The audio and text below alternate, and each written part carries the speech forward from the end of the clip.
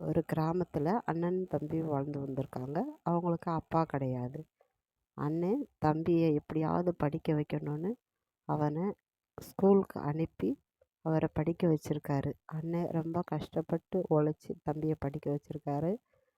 அண்ணன் வேலைக்கு போயிட்டு வந்த உடனே தம்பி ஸ்கூல்லேருந்து வந்த உடனே அவனை படிக்க வச்சு அவன் அன்னன்னைக்கு உள்ள கேள்வியெல்லாம் கேட்டு கஷ்டப்பட்டு படிக்க வச்சு எப்படியாவது டாக்டர் ஆக்கிடணும்னு அண்ணன் ரொம்ப கஷ்டப்பட்டாங்க. தம்பிக்கு கஷ்டமே தெரியாமல் வளர்த்து மெடிக்கல் காலேஜில் சேர்த்தாங்க.